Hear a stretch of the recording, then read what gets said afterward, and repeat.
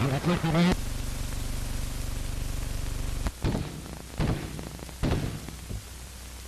Conference of the United Nations on International Organization is now convened.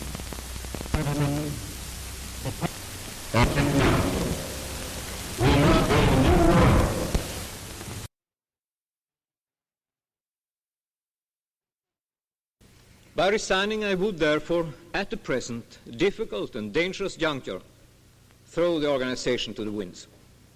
I have no right to do so, because I have a responsibility to all those states members for which the organization is of decisive importance, a responsibility which overrides all other considerations.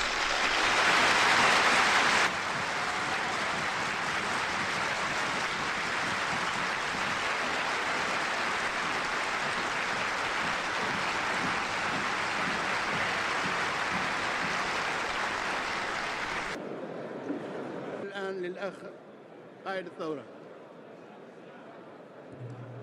زي ما تخطب في حديقة. أما الآن المجلس الأمن عبارة عن إقطاعية أمنية، إقطاعية سياسية لأصحاب المقاعد الدائمة يحميهم ويستخدموه ضدنا، وبالتالي لا يسمى مجلس أمن، مجلس رعب. ما عندهاش الفيتو ودولة عندها مقعد.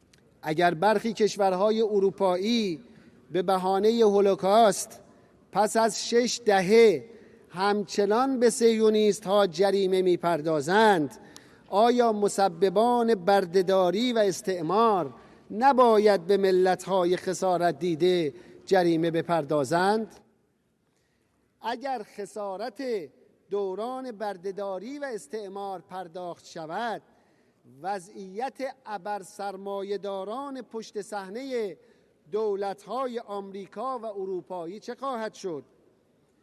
آیا فاصله‌ای بین شمال و جنوب باقی خواهد ماند؟ اگر فقط نیمی از هزینه‌های آیا وجود 268 پایگاه نظامی و اطلاعاتی آمریکا در So the United Nations was founded in 1945 by a number of states that came together after the end of the Second World War, and they wanted to ensure that the kind of atrocities that happened during the Second World War don't happen again.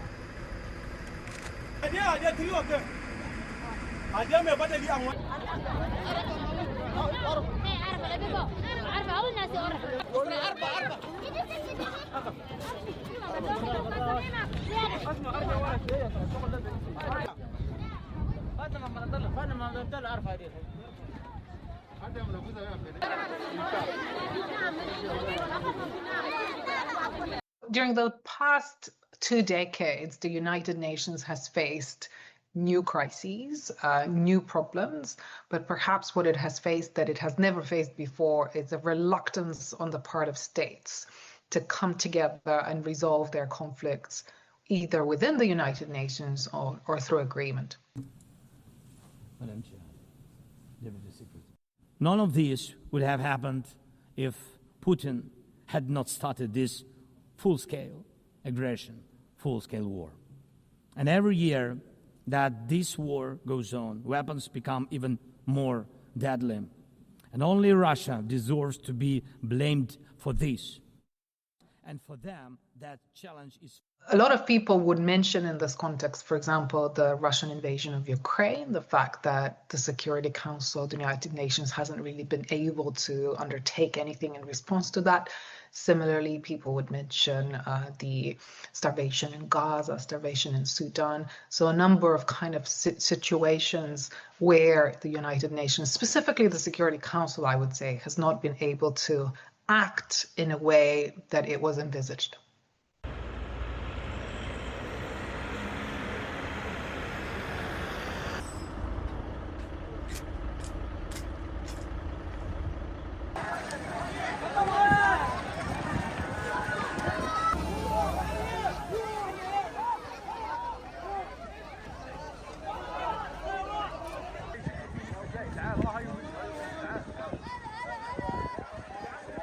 One of the great things about the United Nations is that it has this amazing network that it has developed across different countries, within countries, but also across different institutions.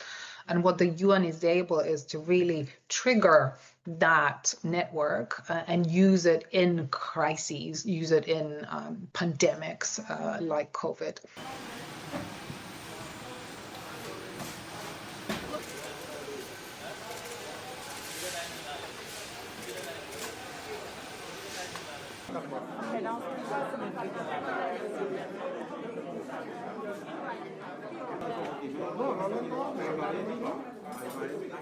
So the United Nations entirely depends on its functioning on its member states. So states have to essentially contribute a part of their GDP to the United Nations. This is what they've committed to doing, and this is what is expected of them every year.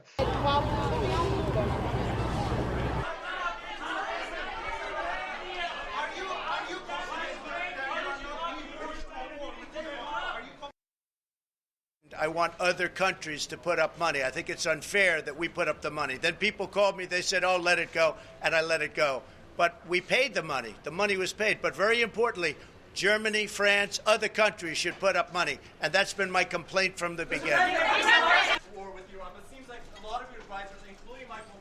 A number of countries have not paid their contributions, and in previous years, countries would step in and fill the gap. However, in the last 5-10 years, we are really talking about a budgetary crisis where big countries are refusing to pay their contributions for a number of different reasons. But what it has meant is that the United Nations, a number of institutions of the United Nations, is unable to perform its work, it's unable to plan, it's unable to be strategically present in discussions. And I want to underline that this has also been a strategy to make an institution that was considered big and important in the area of international relations, to make it small and inefficient. Each nation represented in this hall. The future does not belong to globalists. The future belongs to patriots. The future belongs to sovereign and independent nations who protect their citizens, respect their neighbors, and honor the differences that make each country special and unique.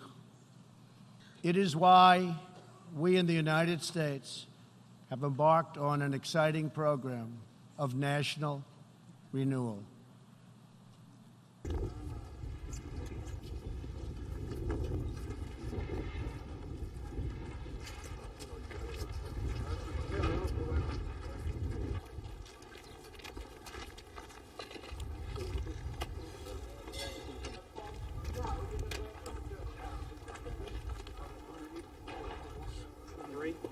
Okay? Go. 3, 2, 1.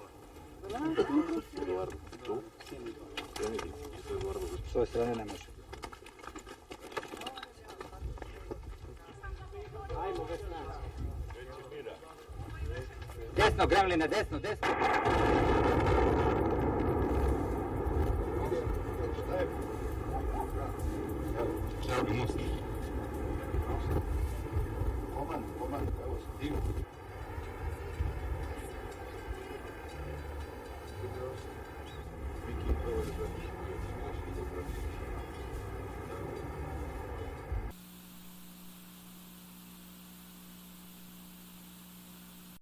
A comprehensive reform is needed in the United Nations, especially in the Security Council. In fact, the world is bigger than 5. We need to democratize the decision-making procedure at the UN.